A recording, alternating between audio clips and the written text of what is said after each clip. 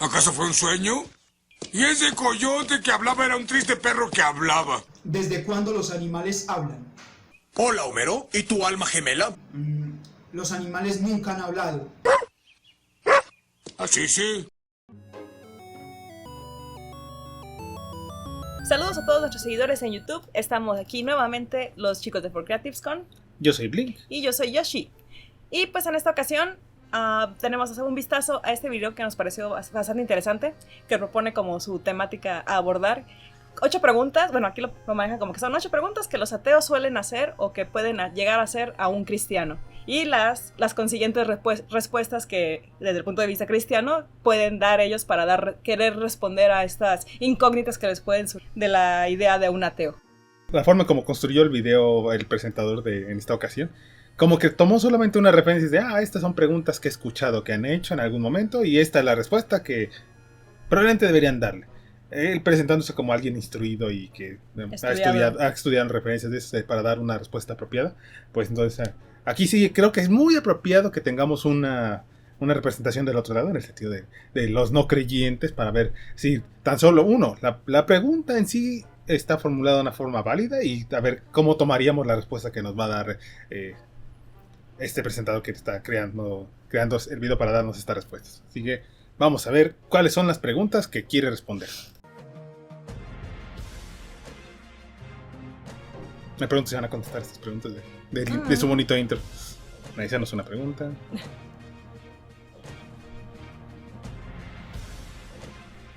Creacionistas. Numerólogos. Falta un acento en cómo. ¿Cómo? Es que es como de comer. Un saludo a todos. Hoy les traigo un video que sé que les va a encantar. Se trata de las 8 preguntas que un ateo le puede hacer a un cristiano. Estoy seguro que podemos hacerle muchas más, pero... Pero seguro se enfocó en estas, que a lo mejor, bueno, como menciona que dice que son las que he escuchado por ahí, por las redes. Ni siquiera sé si a lo mejor, porque no dice como que son las más preguntadas o las más llamativas. Solo las 8 preguntas. Yo creo que puede haber muchas más y probablemente sean algunas muchas más interesantes, pero vamos a escuchar en estas 8 en particular a ver cuáles son. Vamos a ver su selección de preguntas. Es un video que circula por la web. Y que dice que es un video, pero... Dice que está basado en un video, pero no menciona cuál o... No pone de referencia. Bueno, no sé si lo ponga de referencia en los comentarios o no. No, creo que en los comentarios no está, así que no sé cuál video específico hable, pero bueno. Controversia, enfrentamientos. Y que... Pues la gente que siempre está hablando de cosas de religión, siempre va a haber confrontamientos. Es uno de esas esos cosas. Temas polémicos como la política y los deportes. Sí. Que si no, mejor no lo menciones en una plática familiar si no quieres que... terminar en conflicto. Sí. Esperamos responder de modo satisfactorio, siguiendo siempre a los teólogos católicos, los biblistas, consultando fuentes no solo religiosas, sino también científicas. Lo que pasa es que ninguna de esas fuentes las colocó como en la descripción del video o en algún punto nos da algo de dónde tomarlo. Sí, de dónde tomarlo para que si quisiera explorar más el tema de sus propias respuestas, del lado que le está dando, se pudiera leer más, no solamente tan solo al menos en este video, no sé si a lo mejor en algún otro de su canal, si tenga más referencias, pero sí dice que está tomando fuentes de estudiosos, teólogos, científicos, filósofos y demás. Pero no da ninguna referencia de ellos, así que no sé cómo tomarlo de sí. Solamente es el hecho de que... Créeme. Sí, solamente su fuente es créeme. Filosofía, historia de las religiones y demás elementos que nos sirven para interpretar la Sagrada Escritura de forma correcta. Bueno, vamos con la primera pregunta. Dice... ¿Desde cuándo los animales hablan? Bueno, creo que desde aquí, desde comienza, podría aplicarse un poquito de una mejor metodología, un mejor planteamiento de su pregunta, ¿no? Porque cuando te preguntan desde cuándo los animales hablan, si te lo preguntan a Teo es porque él sabe que los animales no hablan. Se refiere al coloquio entre Eva y la serpiente en el capítulo 3, versos 1 y siguientes del libro del Génesis. Pero también hay otras partes de la Biblia donde también hay otros animales que hablan. No es la única, la de la serpiente en el jardín del Edén. Los animales nunca han hablado. La serpiente del Génesis es un símbolo el símbolo del pecado, más concretamente de la religión pagana cananea, que arrastraba a los israelitas hacia la idolatría. Miren, en estos pasajes lo que importa no es la materialidad de las figuras, sino su profundo significado. Están escritos mediante un lenguaje que se denomina mítico literario, que a nosotros los occidentales, acostumbrados al racionalismo, tendemos a juzgar de irracional, de cómico, artificioso, ingenuo, pero que en realidad es la manera como el hombre primitivo comunica las verdades más profundas. No sé por qué marcar acá tanto la separación en el hecho de que te dicen, no, pues es que los occidentales no lo pensamos de esa manera. Cuando desde muy chicos se nos enseñan a leer cosas como lo de las fábulas y otros tipos de cuentos infantiles, donde se te hacen muchas representaciones de figuras fantásticas o cosas como animales que hablan, ya sea que sean animales en estado natural o cosas como animales antropomórficos, como en algunos tipos de fábulas como las de Esopo, que son animales haciendo cosas cotidianas de la gente. No es como que te diga, no, es que el hombre occidental nunca ha tenido esa invención, no entiende esta figura, sí, no entiende esa representación de un animal que habla, y por eso cuando lo escucha en la Biblia lo siente como algo enajenado. No, pues sabemos distinguir muy bien cuando se usa una representación o una figura como para dar un mensaje, que me imagino que es a lo que es como que se quiere referir. Dice, es que esta representación es porque es para dar un mensaje más claro. Sí, es que siento que es mucha palabrería para en concreto lo que quiere decir. No es literal, es solo como una representación con un subtexto que quiere darte un mensaje, pero no lo tomes al pie de la letra, no lo tomes como algo literal, punto. Es todo lo que quiere decir. Y lo cual en sí ya trae un problema bastante grave, porque en el hecho de por cómo está escrito, no solamente el Génesis, no solamente los pasajes que tienen que ver con la creación, o como mencioné algunos otros donde se mencionan animales o otras cosas fantásticas fuera del sentido de la realidad, es el hecho de hacer como la separación. ¿Cómo puedes tomar ciertas cosas, como el hecho de cuando te explican lo de la creación, y tomarlo como, es que esto es una metáfora, esto es simbólico, no lo tomes tan literal? Pero qué partes sí y qué partes no. ¿Cómo haces una separación clara? ¿Qué metodología o qué sistema estás utilizando para hacer una diferenciación entre algo como eso de, es que esta serpiente no es que sea real, no es que haya una serpiente literalmente? Y otras cosas y te van a decir, no, es que eso sí es claramente literal, por ejemplo. Y claramente te van diciendo, pues que Jesucristo, ese sí fue muy real, de veras era el Hijo de Dios, de veras resucitó y de veras ascendió. No, eso sí completamente literal. No hay ninguna forma de malinterpretación o de forma de verlo metafórica o simbólicamente. No, todo eso fue muy cierto. Pero ¿cómo haces esa separación cuando todo viene dentro de contextos muy, muy, muy, muy parecidos? O tan solo en referencia de que si una persona no versada en el hecho de, a lo mejor por como te lo quiere poner, es que yo ya estudié y ya tengo esta referencia, pero ¿cómo se lo dices a una persona de a pie, a una persona cualquiera, ya sea que haya tenido mucho tiempo en la religión o que apenas esté adentrándose, ya sea que sea niño o que sea una persona adulta? ¿Cómo le haces esta separación de decir, pues es que aquí hay metáforas y aquí hay cosas literales? Porque ya tienes un gran problema, porque no puedes hacer como simplemente este pasaje y este pasaje y este pasaje de aquí, estos son simbólicos, pero los de acá no. Estos sí, tómatelos muy en serio. Estos donde hablan del cielo y del infierno, no, esos sí son muy reales. Eso sí no lo vais a dudar, porque yo te lo estoy diciendo.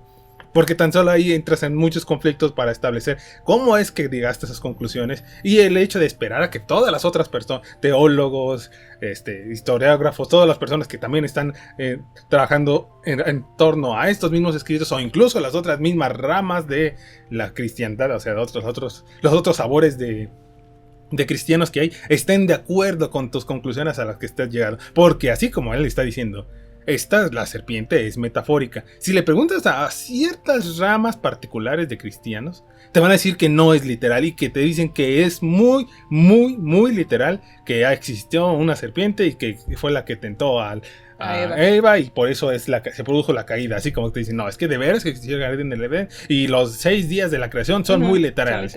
Tan solo desde ahí ya te das cuenta que hay un gran problema en querer hacer estas separaciones. Pero pues si llegan cuando llega alguien como él que te quiere decir, no, pues es que no hay duda de que eso no es literal, porque pues, no existen las serpientes que hablan. Ya tienes otro montón de problemas, porque tienes el enfrentamiento de decir, no, pues no existen las personas que caminan sobre el agua, ni los seres humanos nunca han convertido el agua en vino, o algo por el estilo.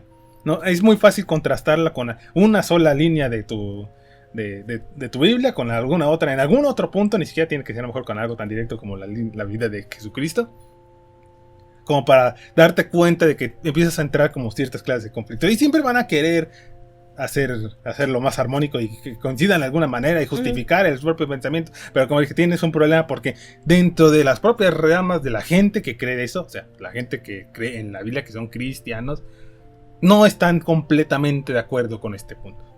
Así que este es un gran revoltijo como para que simplemente des una línea. Ah, sí, unas cosas sí y otras cosas no. Sí, porque no hay una forma, no tienes una metodología, un sistema, y como dije, no tienes ni siquiera ninguna fuente para decir a través de estudios y de gran consejos y un montón de gente que se ha puesto de acuerdo a través de estudiar esto durante siglos y siglos, llegamos a las conclusiones de que esto son así. Que esto se toma como literal y esto otro no. Sí, porque como digo, siempre va a haber alguien que no esté de acuerdo y se vaya con su grupito para otro lado a hacer su propia rama de la cristiandad, y por eso ahorita tenemos todas las denominaciones que existen. Sí. Vamos con la segunda pregunta. Bueno, eso lo concluyó muy fácil, ¿verdad? Bueno, vamos al otro. La otra seguro la contestará más fácil todavía. ¿Por qué creó Dios a Satanás?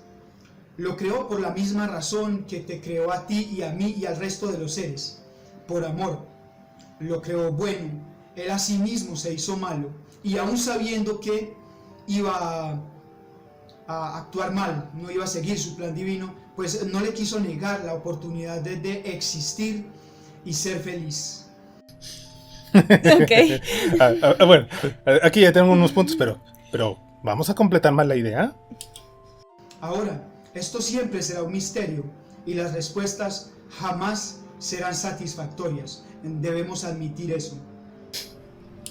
Bueno, al menos fue honesto. Es igual que la pregunta anterior, tampoco va a ser realmente nunca una respuesta satisfactoria, pero al menos aquí sí lo estoy diciendo. No, me encanta que se zafó bien fácil de ser, bueno, como que no está sonando bien lo que estoy diciendo. Bueno, la verdad es que no tiene una respuesta satisfactoria. Vamos con lo que sigue. Sí, ya lo sé, ahora piensa. Tienes que creerme todo lo que te estoy diciendo, corta. Wow. Ese es el punto de... Ah, sí, Dios sabía que me iba a traicionar y que iba a portarse mal y que lo iba a castigar. Pero aún así quiero que sea feliz, aunque nunca vaya a serlo. Sí, quiero que sea feliz. ¿Qué onda con ese pensamiento? Bueno, este pensamiento es el hecho de cuando te tomas también muy literal el sentido del Dios amoroso y que es completamente amor y que quiere lo mejor para todos, pero olvidas la parte de la omnisapiencia, donde conoce todos el destino de todo el mundo y de todos los seres, e incluso todos los que ha creado, donde sabe que este ser en particular lo va a traicionar y que este ser en particular va a causar la caída de muchísimos otros seres que ni la temen ni la deben en el momento en el que lo concibió. Y por culpa de él se van a ir todos y condenarse al infierno, ¿no? Bueno, a pesar de eso, de todo lo va a crear. Todo lo va a crear a ellos, y a este ser y a todos los otros seres que no tenían realmente por qué haber sido creados y realmente su destino solamente es el del infierno. O incluso, aunque lo pienses más suave, el purgatorio o que no, tan solo algo fuera del paraíso. Sí, ya sabe cuáles son los que van a ir para allá, ya sabe cuáles son no van a ser aceptados en el cielo, pero aún así los va a crear porque pues es parte del plan y no podemos tener una respuesta satisfactoria para eso, aparentemente. Lo bueno es que sí tenemos muy buenas fuentes y mucho estudio para en referencia de contestar estas preguntas. Para responderlas. Ok, veamos si la tercera es mejor. Pregunta número 3. ¿Por qué si Dios es amor, ordena el genocidio de Canaán? El Señor nunca ha ordenado genocidio alguno.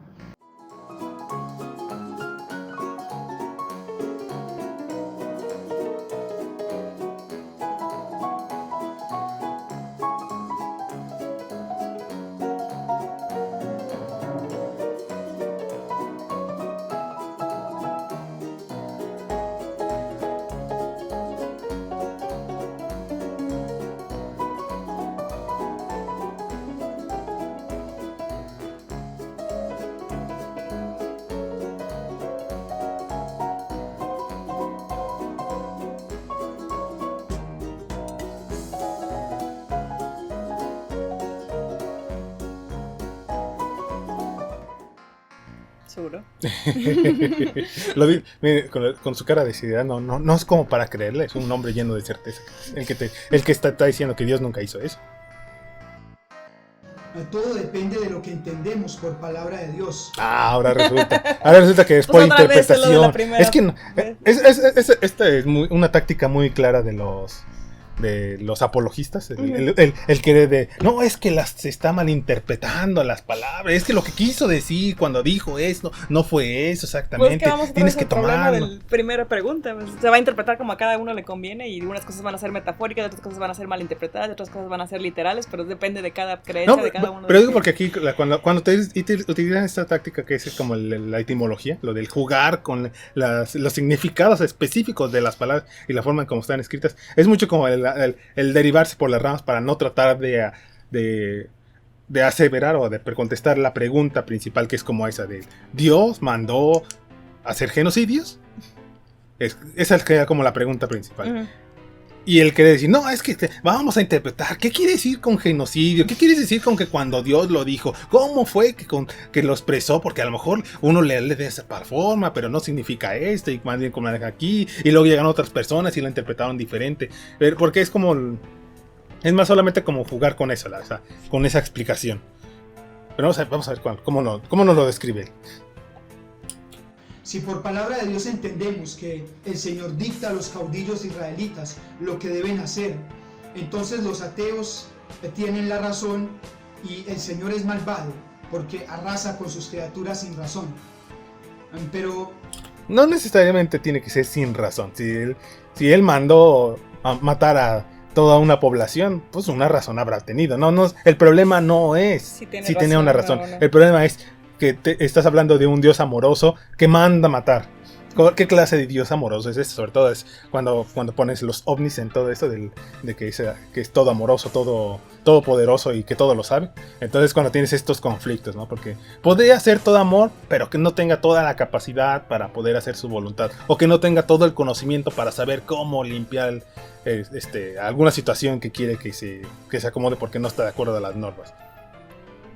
Ahí es donde podrías hasta hacer una calificación de decir, bueno, pues es que entonces le pide a la gente para que la gente haga cosas que él no puede hacer. Uh-huh. Pero no podrías decir que un Dios todopoderoso no puede hacer algo. Sí. No, es una contradicción directa.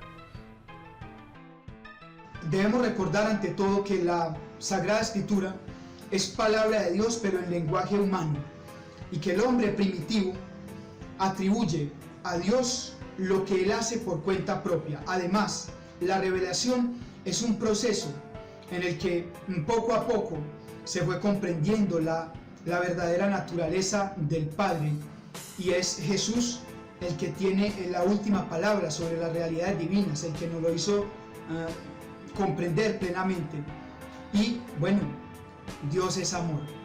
Los otros conceptos, ese concepto del Dios de los ejércitos, ese concepto del Dios castigador que envía enfermedades, están superados. Dios es amor y solo hace lo que su amor le permite. ¿Qué se refiere con que están superados? Que son del pasado y ya llegó el Cristo buena onda. No sé si se refiere a eso, que es que es lo que también muchos usan los apologistas en referencia de lo de la separación entre el Antiguo y el Nuevo Testamento, de las historias de es que tenemos una representación de un Dios en un momento específico que es antes de la llegada de Cristo, donde estaba, no sé si decir como molesto, y por eso se comportaba de cierta manera, pero después llegó Jesús y cambiara la situación, y por eso desde entonces se concibe un Dios de una manera diferente. No sé, por eso nos quedamos con esa versión de Dios. Sí, no sé si se refiere específicamente a eso, porque no habla del... Pues es lo que entendí, porque dijo que viene él a cambiarlo, sí, directamente, que dice que nos quedemos con esa imagen de ese Dios. Así, sí, pero vamos a ignorar todo. Sí, es como otra vez, simplemente es a quitar la mano y no, eso no importa, no, este tema vamos a dejarlo de lado. Ahorita Dios es amor, Dios es toda bondad, es pura buena onda, no hay que preocuparse de lo que sucedió antes. Eso el anterior ese no vale. Sí, nada más acuérdate que lo hizo por ahí, pero ya no importa el por qué o cómo o cuándo y nada. Al cabo los primitivos de antes no sabían escribir, por eso no supieron cómo escribirlo correctamente. A pesar de que te dice que es la palabra inspirada de Dios, no encontró una forma de inspirarlos más apropiadamente para que su texto trascendiera realmente la historia y los años y las naciones y los idiomas. No, piensa que esa gente no sabe escribir. Vamos con la cuarta pregunta. Se lo olvidó por un momento. Si la salvación llega por oír la palabra, entonces van al infierno aquellas personas que nunca han oído hablar de Dios de ninguna manera. Bueno, si nos ponemos muy estrictos, yo creo que habrá otras personas que no estarán de acuerdo con tan solo esa respuesta. Que habrá personas que estarán muy de acuerdo en decir, no, pues sí se van. Sí, Están condenados, no hay sí. modo, ni modo. Si una persona se esfuerza por seguir su recta conciencia, por hacer el bien, pues va a ir al cielo. Además, toda persona que obre el bien, sea creyente o no, haya escuchado o no hablar de Dios, lo hace por la influencia, por obra de la gracia del Espíritu Santo. Bueno, entonces aquí nos está dando un punto bastante claro en referencia de la postura del presentador, del personal de él, que nos está dando sus propias respuestas. Él es de estos que están en ese punto de todas las personas que sean buenas personas, así hayan escuchado la palabra de Dios, hayan escuchado la idea de Cristo, hayan oído hablar de seguir los mandamientos o seguir las doctrinas, no importa tanto, te está diciendo, no importa realmente tanto mientras sean buenas personas y hayan seguido su vida con cierta rectitud. Sí, porque dice que eso al final de cuentas es inspirado por el Espíritu Santo, así que de una u otra manera lo estás siguiendo aunque tú no lo creas o no, o no seas ferviente del y que en sí también, como siempre que te hace algo como esto, una respuesta que como tan en globalista siempre va a tener su propia carga de problema. Primero que nada, como dijimos, va a llegar un montón de gente, un montón de ramas que te van a decir, no, así no funciona, tienes que creer en Cristo porque si no el paraíso está cerrado. A lo mejor no te van a castigar, no te van a mandar derechito al infierno como todos los otros no creyentes, que incluso te han dicho que hayan rechazado la idea de la cristiandad y de la idea del mensaje de Jesús y eso. Pero te van a decir que no es suficiente con solo ser buena persona y que literalmente tienes que haber escuchado la palabra de Dios para poder entrar. Has escuchado y tomarla como cierta, ¿no? Es importante como ese punto, de que tienen que tomar como cierto el mensaje de Dios para poder realmente pensar en que van a llegar a alguna parte, que es esa parte que es el cielo, la parte importante.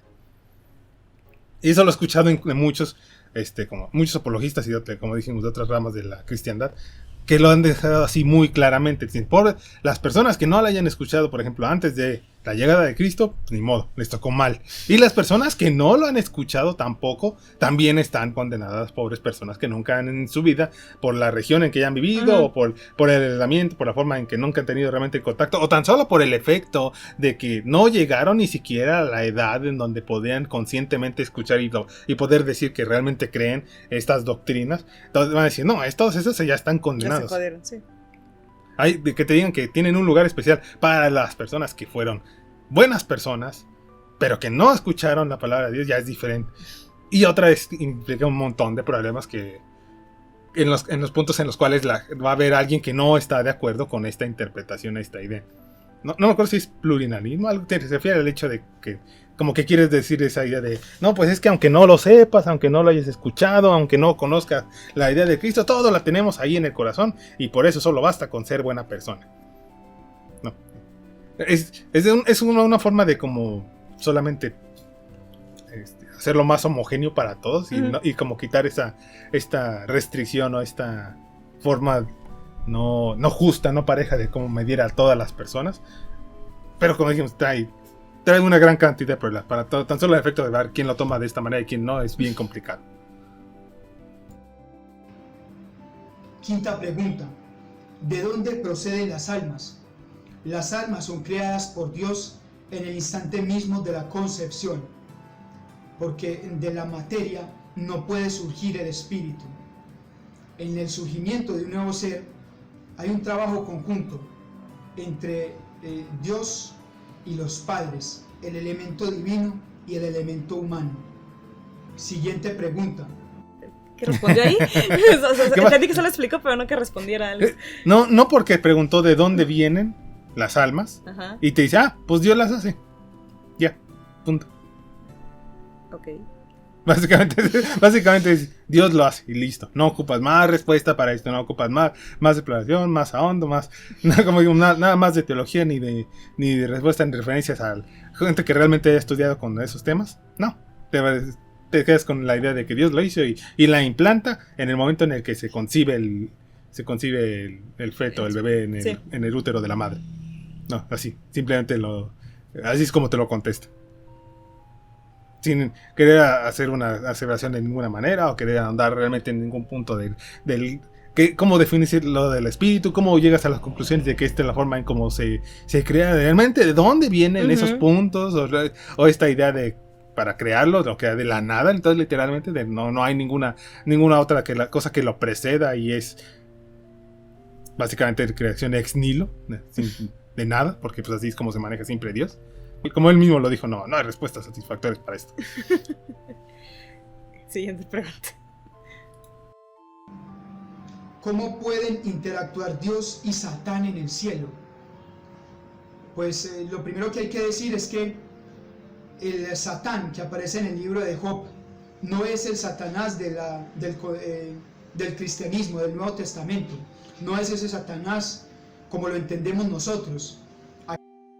La primera vez que iba a contestar lo de Satanás, iba a hacer esta separación en el hecho de que tan solo la referencia de cómo está escrito en la Biblia, las figuras que ahorita se traducen o se entienden como eso, como el Satanás, no son la misma y porque no están escritos de la misma manera y no vienen a representar exactamente lo mismo. No es tan solo como que te refieres a un mismo ser que aparece en diferentes momentos, sino que son conceptos que vienen a aplicarse de forma diferente y que eso ya está bastante claro y sí está más estudiado, que incluso personas que no son tan adiestradas en cosas como teologías o cosas de la Biblia ya han escuchado estas mismas referencias de decirte, no, pues el diablo, Satanás y Satán no es lo mismo. No es lo mismo y pues no deberían utilizarse intercambiando simplemente las palabras. Aquel ser príncipe de las tinieblas, adversario del reino, que lucha contra Dios por llevar a las almas a la condenación eterna. No, este espíritu que aparece en el libro de Job es un ser pesimista que duda de la recta intención de los hombres, y en lo único que se parece al Satanás del concepto cristiano, al diablo, es en el nombre. Pregunta número 7. Bueno, pero no contestó por qué dice que estaba hablando con él en el cielo. Sí. Solo dijo ¿Cuál era el punto? Entre uno y el otro y entonces, son diferentes. Ese de ahí no es el mismo de acá. Tiene el mismo nombre y solo decía que los humanos no eran de fierro. Y ya. Nada, una verdadera explicación del cuál es la idea del que tengas a este ser que está antagonizando con él para realmente batallar por las almas de las otras criaturas y por qué está allá en el cielo con él, a pesar de que se supone que aquí lo vemos como algo bastante malo, aquí se toma como una figura bastante deplorable, ¿no? Así es el plan de Dios, no ocupamos para hacer unas preguntas, aparentemente. Si Dios no miente ni se arrepiente, ¿por qué envía espíritu de mentira por medio de sus profetas? Esta pregunta hace alusión al capítulo 22 del libro primero de los Reyes, en el verso 22 y siguientes. Vamos a leerlo. Preguntó el Señor: ¿quién engañará a Ahab para que suba y caiga en Ramot de Galaad? El uno decía una cosa y el otro otra. Se adelantó el espíritu, se puso ante el Señor y dijo: yo le engañaré. El Señor le preguntó: ¿de qué modo? Respondió: iré y me haré espíritu de mentira en la boca de todos sus profetas. El Señor le dijo: tú conseguirás engañarle, vete y hazlo así. Bien, eso, el contexto de la lectura es una guerra entre los arameos y una coalición entre los reyes de Israel y de Judá. Pues bien, aquí lo que sucede es que el hombre primitivo no distingue entre lo que es la causa directa y la mera permisión respecto a Dios. Es decir, ellos no distinguen entre de dónde viene el bien o el mal, sino que todo, indistintamente, se lo atribuyen al Señor. Algo semejante sucede en el libro del Éxodo, cuando se dice que el Señor endurece el corazón de Faraón para que no deje salir a los israelitas. Bueno, esa es una explicación bastante nada para decir. Pues es que así lo dice Dios. Por eso es como lo maneja, ¿no? Y los hombres primitivos no sabían escribirlo. No saben escribir, no sabían interpretarlo correctamente. No saben escribir, a pesar de que te lo están escribiendo literalmente de esa manera. No es que sea Dios el que lo está haciendo realmente. No. Es ser que en esa parte del Éxodo te dice que literalmente endureció el corazón del faraón para no dejar libres a los esclavos hebreos. No supieron cómo escribirlo. No es que Dios realmente esté haciendo eso. No es que Dios se engañe y se arrepienta en ciertos pasajes específicos de la Biblia. No. Ahí está. No se distingue de dónde procede el bien y el mal, sino que pues todo se le atribuye a Dios. ¿Y por qué no tendría que atribuirse todo a Dios? Si se supone que si todo lo creó, proviene de Dios. Si todo lo hace y todo viene y siempre se están manejando todo dentro de su plan y dentro de su idea y no hay forma de salir porque como su poder es absoluto no hay forma en que los seres limitados no puedan ir en contra de la voluntad de un ser ilimitado como te hablan de Dios, cuando te hablan de Dios. No entiendo cuál es la idea de querer hacer esta separación. O como de querer hacer como esta inclinación de, pues no distinguen entre bien y el mal. Pero no están hablando de bien y mal cuando te están describiendo la idea de que se endureció el corazón del faraón.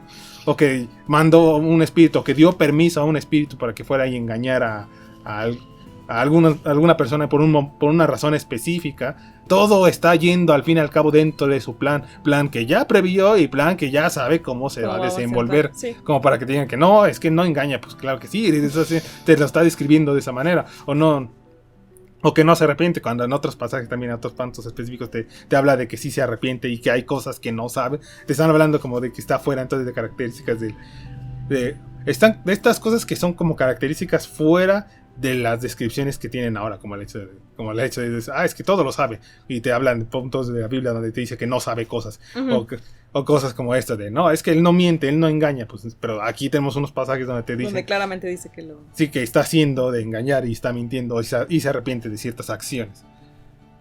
Pero pues, si llega ahí alguien y nos dice que no nos maneja y no lo supieron escribir, pues entonces vamos a decir, no lo saben escribir, no lo supieron escribir.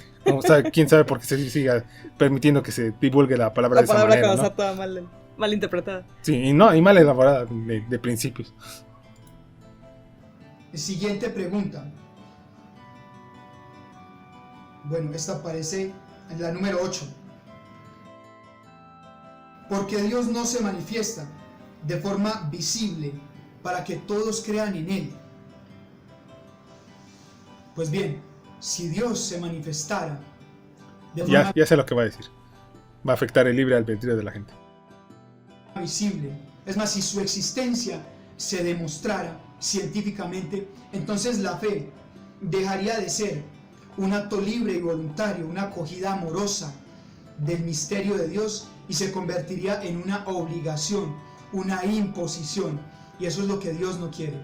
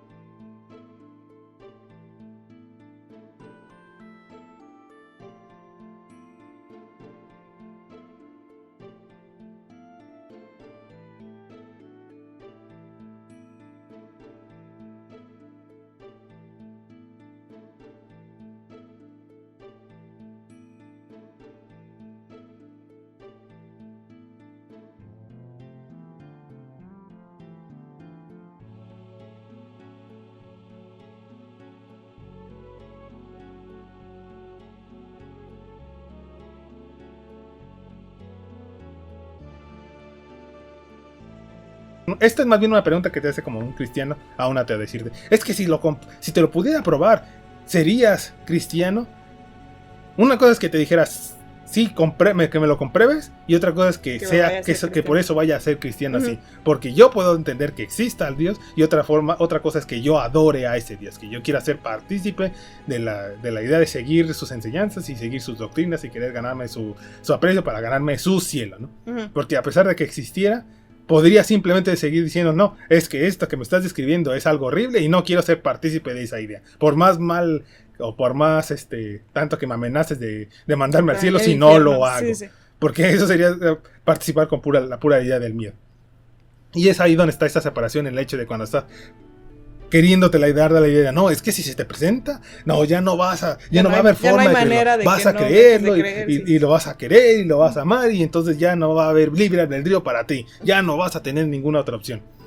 Si de alguna forma se me presentara el Dios de la Biblia, el Dios que el de muchas personas creen en estos momentos, sería muy difícil que de veras yo dijera, no, pues sí, ahora sí voy a seguir tus reglas y ahora sí voy a seguir todas tus normas, porque sé las aberraciones y las cosas de que se describen ahí y cómo las justifica la gente que lo está siguiendo. Simplemente son cosas que son demasiado malas como para simplemente decir, no, ok, entonces ahora sí ya voy a ser cristiano y voy a ser creyente y voy a seguir esa doctrina. Sus preceptos, sí. Sí, esos preceptos. ¿Por qué? Porque tan solo por el libre albedrío que tengo me está diciendo a mí que estos simplemente va en contra de mi propio sentido moral, como para simplemente seguirlo.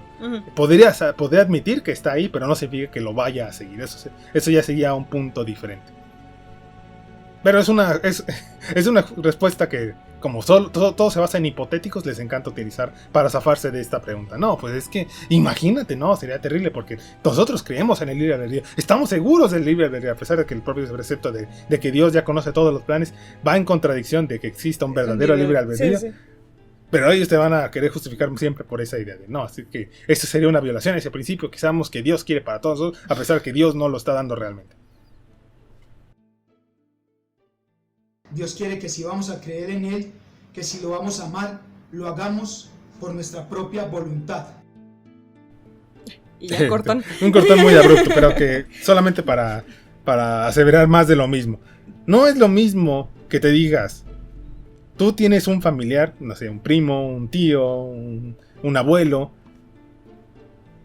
que sepas que está ahí, que hayas convivido con él y que digas, este pariente el que tienes, si lo sigues, si le haces caso, si lo obedeces, te va a dar un premio, una recompensa, no sé, te va a dar dinero, te va a dar un buen paquete de dinero, o te va a dar esa propiedad que es la que siempre quise, que era parte de la familia, y la vas a heredar tú cuando, no sé, se muera el abuelo, porque el abuelo quiere que sigas los pasos de él, y si lo haces te va a dar tu propiedad, que es la que por todo el mundo está peleando, pero te la va a dar a ti si tú te comportas como él espera que te comportes. No es lo mismo, y otra vez vamos porque va en la misma línea, no es lo mismo que sepas quién es el abuelo, que entiendas la idea del abuelo, a que sigas los puntos que te está dando para ganarte el premio que te está prometiendo.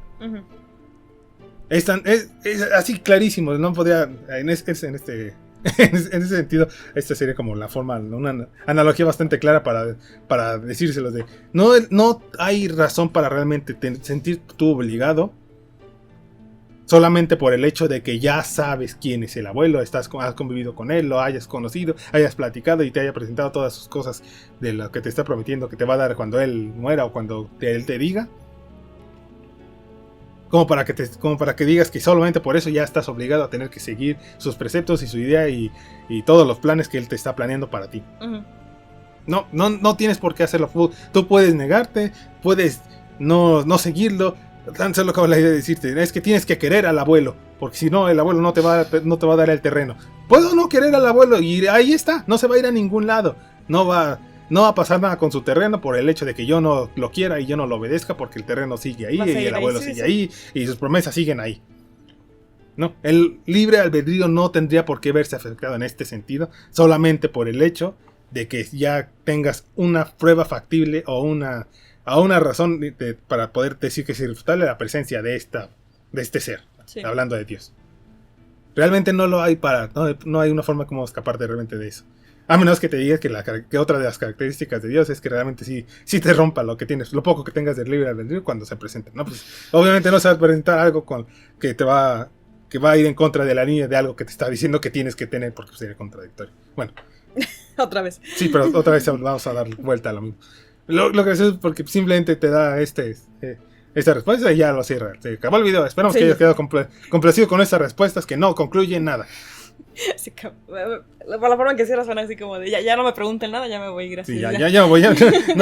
Ya me di cuenta que estas preguntas están más complicadas de lo que pensé que iban a ser. Ya no quiero continuar. Sí, ya no quiero seguir con eso. Como que es bien difícil de repente querer dar una analogías completas y querer establecer los puntos de las diferentes teologías o las líneas de estudio de algo tan complicado como los puntos que se están dando, como para dártelo en un video de menos de 10 minutos. Y por eso nosotros nos tomamos Nos más extendimos demasiado. Sí, tanto para tener que concluirlas, pero bueno. Esto es para balancear un poco la idea.